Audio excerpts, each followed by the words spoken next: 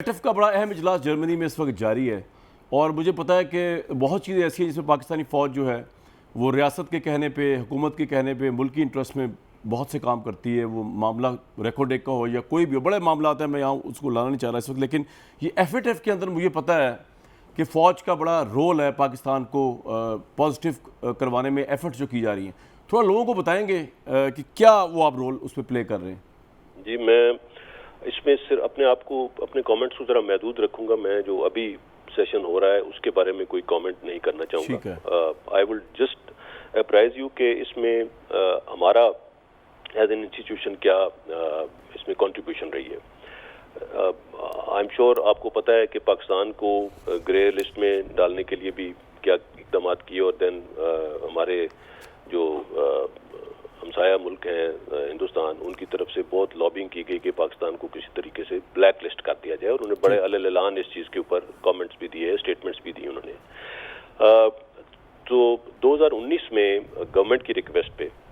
G H Q میں chief of army staff کی directions پہ جو ہمارا ملٹری آپریشنز ڈائریکٹریٹ ہے اس میں ڈی جی ایم او کے انڈر ایک اسپیشل سیل قائم کیا گیا، اور ان کو یہ ذمہ داریاں سونپی گئیں کہ اس سیل نے بیسیکلی کام یہ کیا کہ 30 سے زائد مختلف محکموں، وزارتوں اور ایجنسیز کے درمیان کوارڈینیشن میکنزم بنایا، اور پھر ہر پوائنٹ پر ایک مکمل ایکشن پلان بنایا، اور اس سے ان تمام محکموں، وزارتوں اور ایجنسیز سے عمل درآمد بھی کروایا. اور اس سیل نے دن رات کام کر کے منی لانڈرنگ اور ٹیرر فائنینسنگ پر ایک مؤثر لائحہ عمل بنا کے دیا، جس کے اوپر پھر تمام ڈپارٹمنٹس نے اس کے اوپر عمل کیا، اور اس کی وجہ سے الحمدللہ ہمارے جو لیجسلیشن ہوئی، جو جتنے پوائنٹس تھے ہم ان کو مطلب 27 میں سے 26 پہ ہم پہنچے، اور جو اس کے علاوہ ریمیٹنسز، اس سارے اقدامات کی وجہ سے ہسٹوریکل امپرومنٹ ہوئی پاکستان کی ریمیٹنسز میں. اور اگر آپ